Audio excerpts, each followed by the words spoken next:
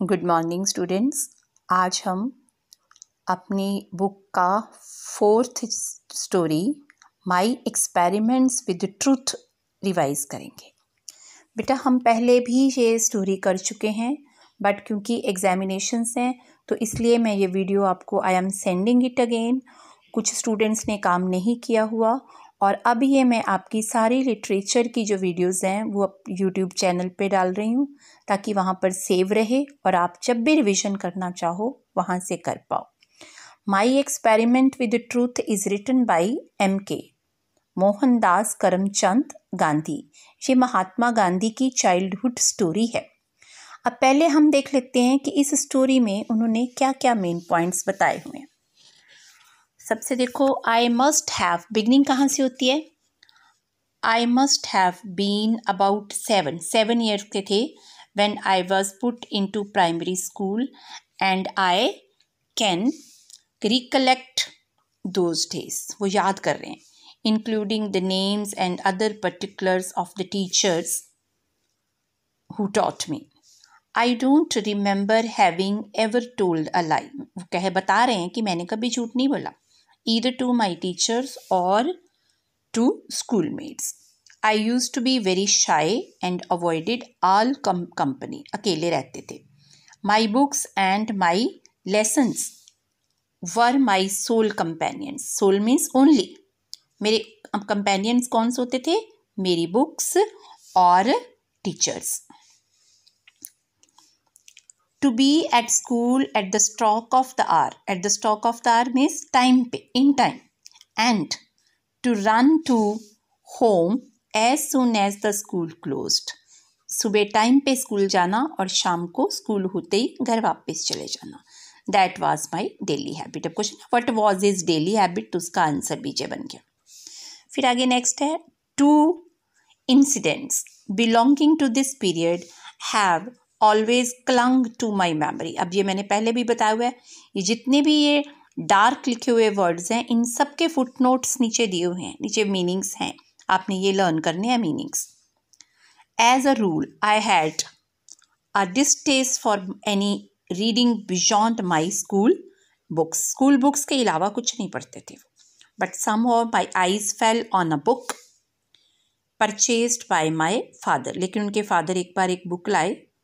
It was श्रवणा पितृ भक्ति नाटका. Book का क्या नाम था? श्रवणा पितृ भक्ति नाटका.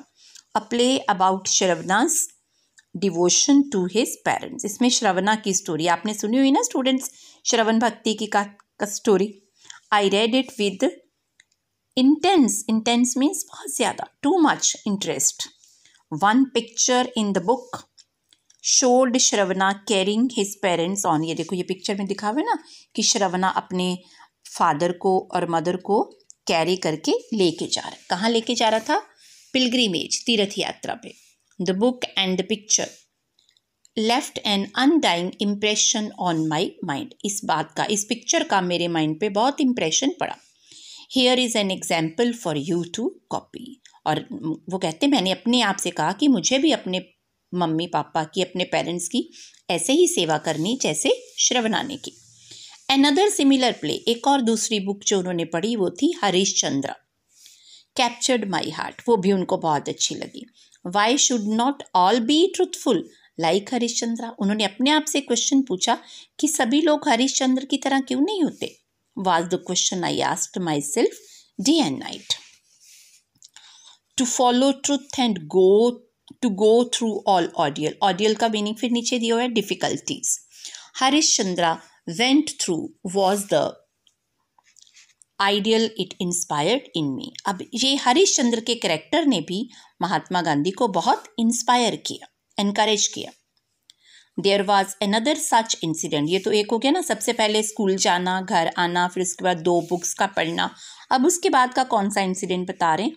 Incident during the time when I was in 7th standard. वो 7th क्लास में पढ़ते थे, जैसे आप 6th में पढ़ते हो ना, वो तब 7th में थी.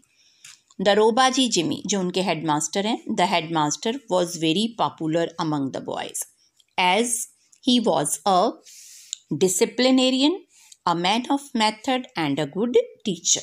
He had made gymnastics and cricket compulsory, उन्होंने जिम्नास्टिक और क्रिकेट कंपल्सरी कर दी थी। एंड आई डिसलाइक्ड बोथ, ये भी हमारा बैक पे क्वेश्चन बनता है कि which two games Gandhi ji did not like या डिसलाइक्ड, वो कौन कौन सी हैं? One is gymnastics and other is cricket. आप सबको तो बॉयज़ को क्रिकेट बहुत पसंद है ना। I never took part in any exercise before they were made compulsory, जब तक कंपल्सरी नहीं होता था तो वो नहीं कोई काम करते थे ऐसे ये इन गेम्स में। I then had a false notion that gymnastics had nothing to do with education, और ये भी मुझे था कि जिम्नास्टिक का एजुकेशन से कोई लिंक नहीं है। Today I know that physical training is as important as mental training. अब हम भी सभी जानते हैं ना, आपको मैंने आर्टिकल भी भेजा है कि फिजिकल हेल्थ और मेंटल हेल्थ दोनों ही ज़रूरी हैं।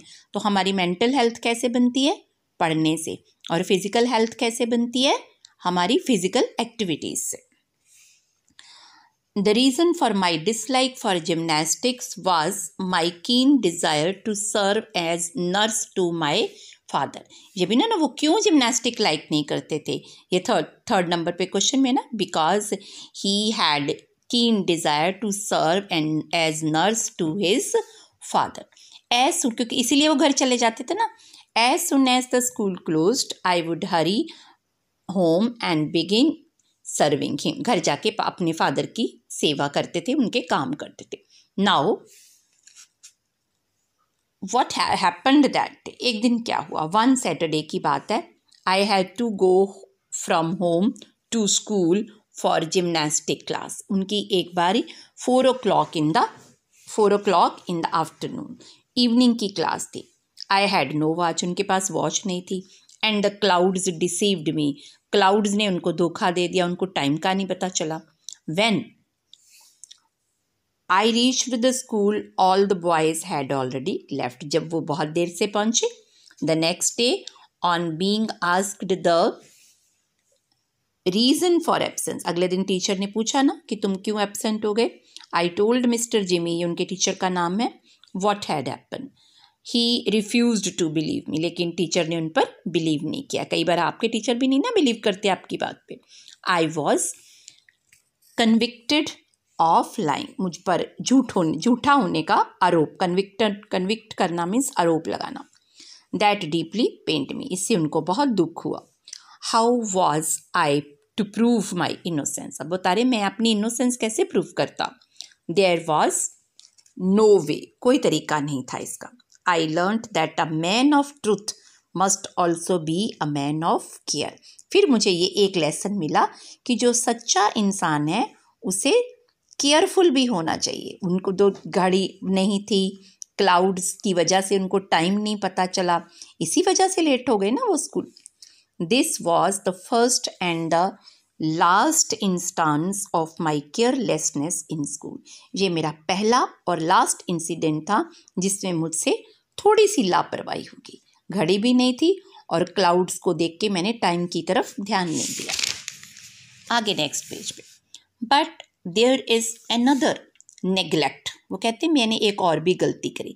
वो आपको क्यों सुना रहे हैं अपनी स्टोरी? इसलिए ताकि वो मिस्टेक्स जो गांधी जी ने करी थी वो आप ना करना। For which I am still paying the penalty, इस मिस्टेक की मैं आज भी सजा पा रहा हूँ। I do not know when I got the notion that good handwriting was not necessary part of education। मुझे नहीं पता मेरे दिमाग में कैसे आया कि जो अच्छा हैंड राइटिंग कोई ज़रूरी नहीं है। अब जैसे आपकी क्लास में भी देखो कितने बॉयज़ को मैं लिख के भेजती हूँ ना कि right neatly, make your hand writing good. बेटे गंदा लिखोगे तो पेपरों में तो मुझे नहीं समझ आना, और जब मुझसे पढ़ा नहीं जाएगा तो मैं मार्क्स कैसे लगाऊंगी। But I retained it until I went to England। पहले जब वो इंग्लैंड गए वहाँ जाके उनको लगा कि नहीं ये गलत बात है, उनका हैंड राइटिंग अच्छा नहीं था। When later especially in South Africa, जब वो साउथ अफ्रीका गए, I saw the beautiful handwriting of liars। तो उन्होंने लायर्स के बड़े ब्यूटीफुल हैंड राइटिंग्स देखे और यंग मैन के। I was ashamed of myself, उनको अपने गंदे हैंड राइटिंग पे शर्म आई। एंड रिपेंटेड, और उन्होंने प्रायश्चित किया कि मैंने अपना हैंड राइटिंग क्यों नहीं पहले से ध्यान रखा। एंड और नेग्लेक्ट। आई सा दैट बैड हैंड राइटिंग, फिर उन्होंने एक और लेसन क्या लिया, हर लेसन को हम अंडरलाइन कर रहे हैं ना, तो इसमें क्या लेसन है, bad hand writing was regarded as a sign of imperfect education. अगर हमारा हैंड राइटिंग गंदा है तो इट मीन्स जब हम स्टूडेंट थे हमने ध्यान से नहीं पढ़ा। हैंड राइटिंग अच्छा होना भी बहुत ज़रूरी है, ये आप सभी भी ध्यान से सुन लो। फिर आगे, लेटर टू इम्प्रूव माइंड, उन्होंने कहते मैंने बड़ी कोशिश की मैं अपना हैंड राइटिंग इम्प्रूव करूं बट इट वाज टू। अब बड़े होके लॉयर बन के थोड़ी हैंड राइटिंग इम्प्रूव होता है, पर आप लोगों के पास तो अभी टाइम है, you can still improve your hand writing. I could never repair the neglect of my youth, जो बचपन में मुझसे गलती हुई उसे कभी भी मैं सुधार नहीं पाया। अब ये एक वो मिस्टेक हो गई, अब आगे और क्या गलती करें। There is another incident which I must share, एक और बात कहते हैं मैं आपसे शेयर करना चाहता हूँ। आई कमिटेड ए थेफ्ट, एक बार मैंने चोरी भी करी थी। व्हेन आई वाज 15, जब मैं 15 साल का था। आई रन इनटू अ डेप्ट ऑफ अबाउट 25 रुपीज़, मेरे को किसी के 25 रुपये देने थे। My brother had on his arm an armlet, मेरे ब्रदर के हाथ में एक जो ब्रेसलेट नहीं पड़ा होता वो पड़ा होता है, ये आर्मलेट होता है जो ऊपर वाली बाजू में डालते हैं, ऑफ सॉलिड गोल्ड का था। I stole a bit of gold, मैंने थोड़ा सा गोल्ड चुरा लिया उसमें से, and the debt was cleared, और अपना कर्ज चुका दिया। बट रीजन आ गया ना, गोल्ड क्यों चुराया, to clear the debt. But this became more than I could bear, लेकिन बाद में मेरी ना ऐसे कॉन्शियस पर, आत्मा पर बोझ पड़ गया। I resolved never to steal, मैंने डिसाइड किया कि मैं कभी नहीं चुराऊंगा। I also made up my mind to confess it to my father, और मैंने ये भी डिसाइड किया कि मैं अपने फादर को सब कुछ बता दूंगा। But I did not dare to, पर फादर से कैसे बात करते। Not that I was afraid of my father beating me, ये कारण नहीं था कि फादर पिटाई करेंगे। I was afraid of the pain that I should cause him, लेकिन इस बात का मुझे था कि जब पापा फादर को मैं बताऊंगा तो फादर को कितना दुख लगेगा। I decided at least to write out the confession, फिर मैंने कोशिश की, मतलब डिसाइड कर लिया कि मैं लिख कर कन्फेशन करता हूँ। In afraid of the pain that I should this note not only did I confess my guilt, लेकिन उस रिटर्न में नोट लिखा, उसमें सिर्फ अपनी कन्फेशन ही नहीं की, but I also asked adequate punishment, father को ये भी कहा कि आप मुझे पनिशमेंट भी दो। This note not only also promised never to steal in future, और ये भी लिखा कि मैं फ्यूचर में कभी भी चोरी नहीं करूँगा। With trembling hands, I handed the confession to father. मैंने वो confession father को दे दी. He read it and pearl drops trickled down his cheeks. और उनके आंखों में से आंसू आके उनकी cheeks पे गिरे. Wetting the paper, वो पेपर गीला हो गया. Those pearl drops of love cleansed my heart. उससे मेरा दिल साफ हो गया. And washed my sin away, और मेरा पाप भी धुल गया। A clean confession combined with a promise never to commit the sin again is the purest type of repentance. सबसे अच्छे रिपेंटेंस क्या है कि हम अपनी कन्फेशन करें और कभी भी दोबारा उस गलती को दोहराए ना। ऐसा नहीं कि सॉरी करते रहें और बाद में वही गलती बार बार करते रहें, वो रिपेंटेंस नहीं होती, वो कन्फेशन नहीं होती। This incident for me was an object lesson in अहिंसा, इसी से मुझे अहिंसा के ऊपर लेसन मिला। अब बेटा ये सारी बातें जो है वो आप लोगों ने अंडरलाइन करी हुई हैं, सब समझ लेनी है और इन्हीं में से क्वेश्चंस बनने हैं और ऑलरेडी भी हमने बनाए हुए हैं। अब उसके बाद हमने वैल्यूज़ कौन कौन सी सीखी वो हम साथ साथ लिखते हैं। He saw the picture of Shravana carrying his parents on pilgrimage, इससे उन्होंने कौन सी वैल्यू सीखी, यहाँ पर हमने कहा ना पीछे बैक पे देखो। Underline impression on my, here an example for you to copy. क्या करना था उन्होंने? पेरेंट्स की, माता पिता की सेवा। तो क्या लिखेंगे यहाँ पर हम? Service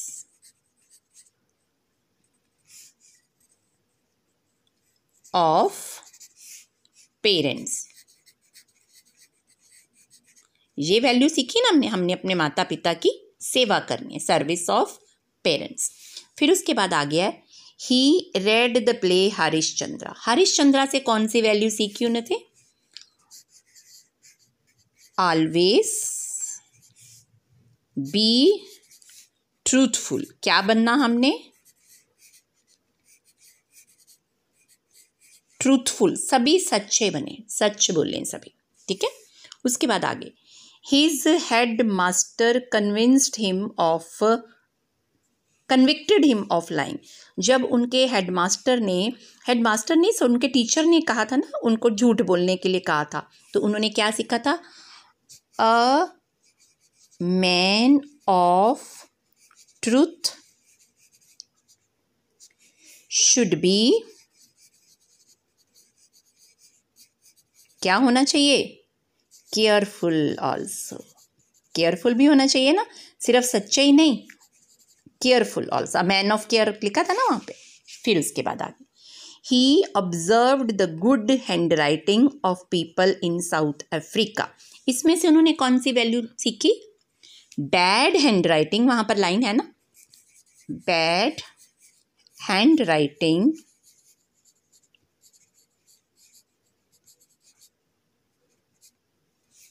is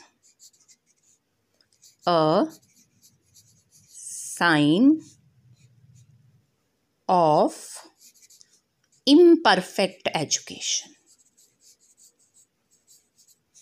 Imperfect education. जो बैड हैंड राइटिंग है वो क्या बताता है? कि हमारी एजुकेशन इम्परफेक्ट थी। इम्परफेक्ट मीन्स परफेक्ट नहीं थी। ये आप वहाँ से भी देख सकते हो लैंग्वेज, लेकिन अगर मेरे हैंड राइटिंग की समझ ना आए तो। He stole gold and confessed it to his father. जब उन्होंने चुराया गोल्ड, फिर कन्फेशन की, तो उसने क्या सीखा? अ clean confession,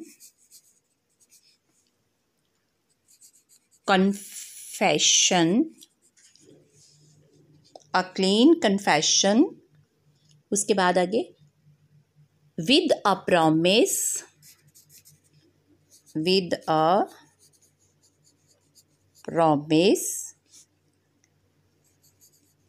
never to commit sin again।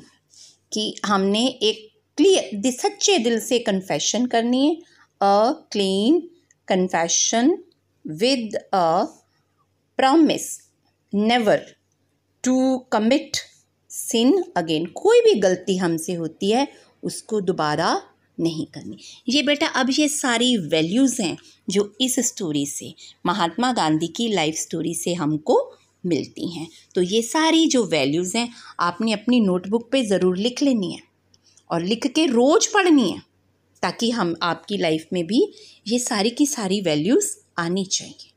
Is it clear students? Thank you.